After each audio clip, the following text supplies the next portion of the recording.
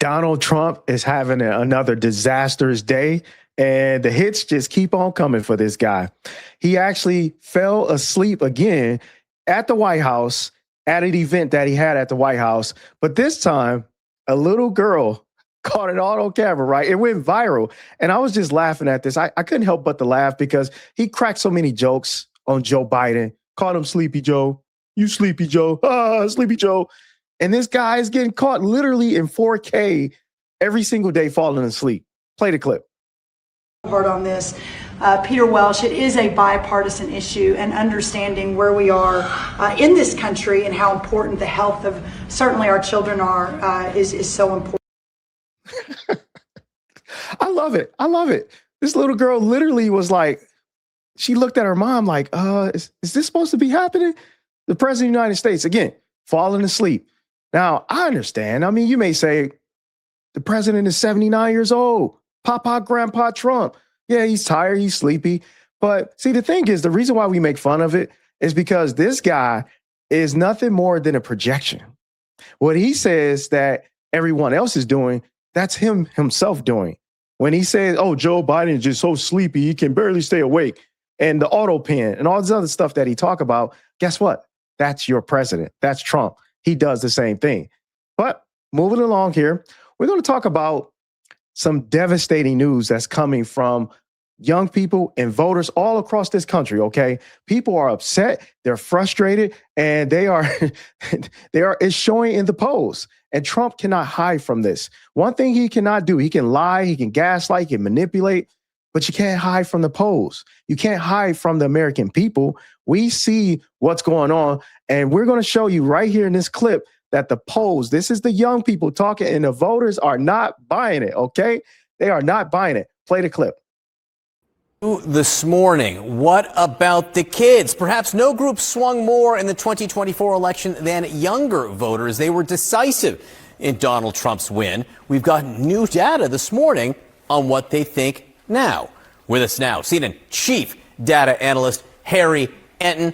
There have been some pretty big shifts here. Yeah, these guys are swingers. That's what we're talking about here. Take a look here. Generation Z. John liked that. Gen Z, party ID margin, Dems versus the GOP. In 2024, look at this.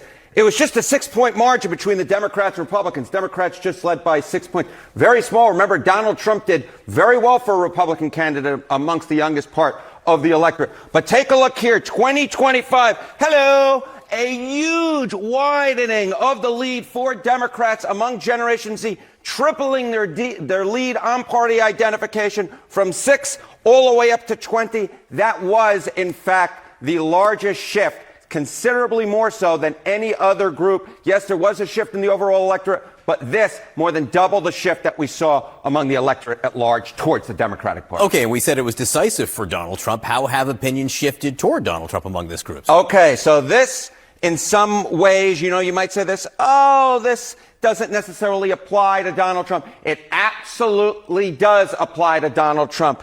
I mean, he has just fallen off a cliff when it comes to Generation Z. Look at this. Donald Trump's net approval rating in February of 2025. John said it right. Wow. This was actually a month into the administration. This was a month into the administration. He was at plus 10 points on the net approval rating. He was on the right side of the ledger. Look at this. Falling off that cliff. That is a drop of 42 points to negative 32 points on the net approval rating amongst Generation Z. My goodness gracious. This, as I said, is a very swingy group, and it has swung very much away from Donald John Trump. Oh, man. I don't know. That don't sound too good. And listen, okay, polls go up and down. But for the polls to swing so far from one side to the other side, that should let you know how bad things are. You cannot spin this, okay? You cannot spin this. You can't sit here and say, well, it's a fake poll or whatever Trump likes to say, because we see it.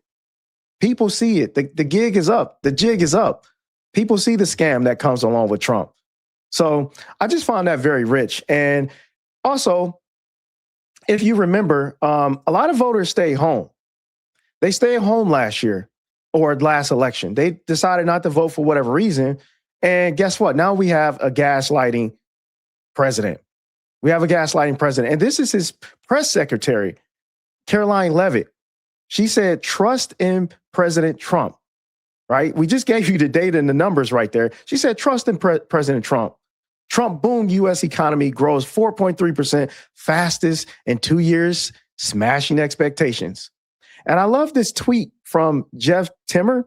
He said, firing top people in the Bureau of Labor Statistics, delaying reports and data, and surprise, a report defying all evidence magically appears, right? So pretty much this is what you see with the Trump administration. They gaslight you, they lie, but the voters, they not buying it. We're not buying it. We see it for what it is. Again, voters can see with their own eyes. They can understand what's going on, what's happening in this administration. And we know that they're just lying. They're just covering up stuff. And the funny part about it, I wanted to show you guys this. I expected a bit more, but I was very, very hopeful that things were really going to just kind of go back to what they were, I'd say, before Biden. Trump swept rural Michigan in 2024 on promises to ease the cost of living. But persistent inflation is testing that pledge and the patience of voters who helped put him back in the White House. Ludwig said the Republican Party could lose her vote in next November's midterm congressional elections if Trump doesn't move faster to fulfill his 2024 campaign promise. I mean, I'm a realistic person, and I'm not just going to follow along somebody like a sheep, you know. I'm just not going to do that. Wow. Wow, that is interesting.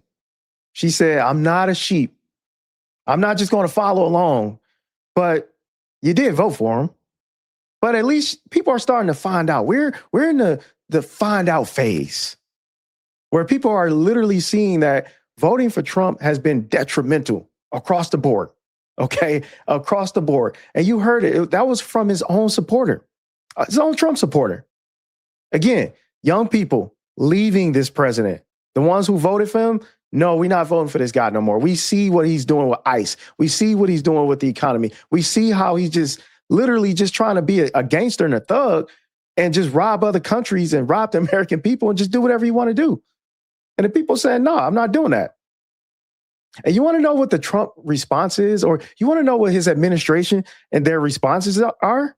When you ask about grocery prices and struggling Americans who are having a hard time paying for groceries and rent, student loans, dealing with student loans, issues with affordable housing. You want to hear their response? They're pretty much saying, shut up and eat your broccoli. Play the clip.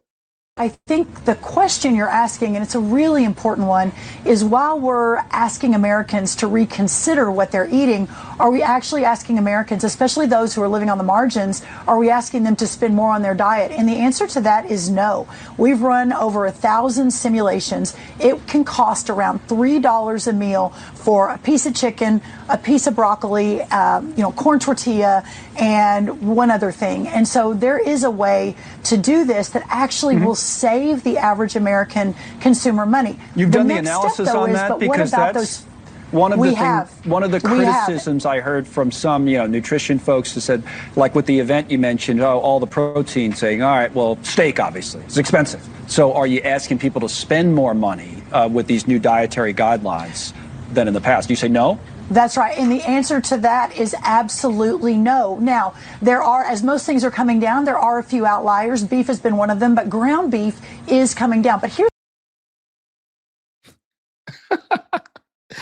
eat your jail food, okay? That's what I heard.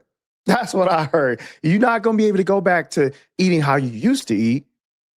No, you're going to have to eat some jail food. Eat your broccoli, eat your piece of chicken, and your tortilla. That's what the lady said. That's literally what she said. And you can't make this stuff up, okay? You can't make this stuff up. Now, I have a message for those of you who decided to stay at home during the 2024 election. You thought that voting was not important. You thought that votes don't matter. You had better things to do. Maybe you didn't like Kamala Harris. Maybe you didn't like Donald Trump. And you just say, you know what? I'm just going to stay at home. Well, I have a message for you. And this is a message from John Pavlovich. He said, to everyone who stayed home last November or 2 years ago, whatever, I hope this was worth it. I hope it was worth it. And we all know the answer to that. It was not worth it. We are literally getting a masterclass in how government works, how these programs work, how presidencies work, how Congress work, how policy work, and how this could really impact your life positively or definitely negatively. We see it. Elections have consequences, and we have to be active. We can't just no longer sit here and just wait and hope for the best. We can't do it. Because again, Trump is falling. He's cratering. His poll numbers are in the trash, literally in the trash. And guess what? They're going to do everything in their possible power, everything in their power to try to silence us, in this 2026 midterm election. But I want you to make your voice be known. And the reason why we show all these clips and these videos is for you to see the receipts of what's actually really happening out here. And so you and I, we can make our decision come November. Now, that's all we have for you guys today. Go ahead and hit that like button. We're trying to get to 500 subs. So hit that subscribe button, and we'll see you guys later on today.